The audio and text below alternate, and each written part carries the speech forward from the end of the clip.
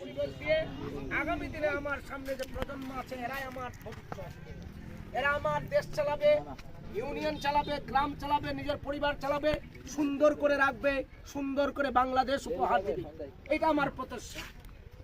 আজকের এই খেলায় আমরা এগোই, বাট খেলার মাঠে একে অপরের বিপরীত, তাই না?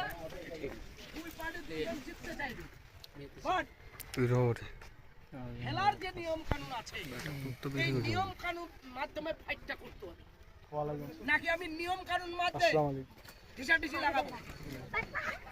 তাহলে আমার যে খেলা পরিচালক আছে, আম্পায়ার বৃন্দ আছে, তাদের নিয়ম কানুন মেনে দুই পার্টি যারা তোমরা খেলোয়াড় তোমরা নিশ্চয়ই নিয়ম কানুন জানো, নতুন করে বলার আমার কিছু নেই।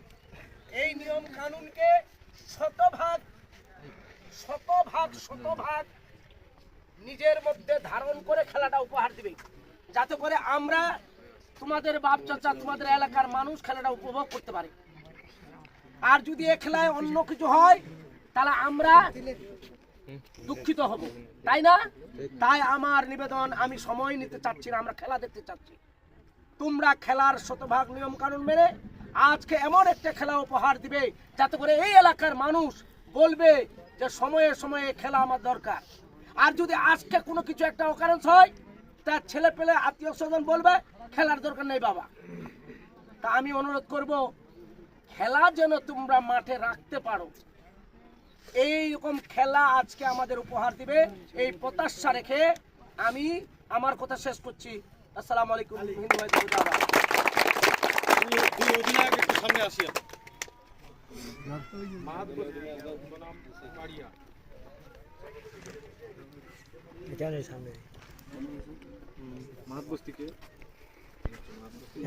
তোমরা কি দিবা?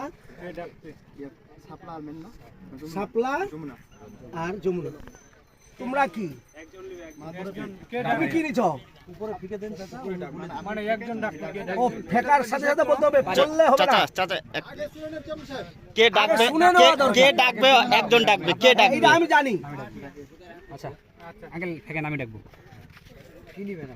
যে নেবে ফেকার ফিগার সাথে ডাকবে, আমার ফেলার সাথে সাথে বলতে হবে কিন্তু। ছাপলা আমরা ব্যাটিং, ছাপলা ব্যাট।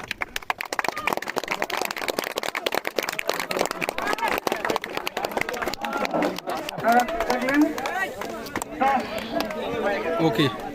জিতলেন তারিয়া।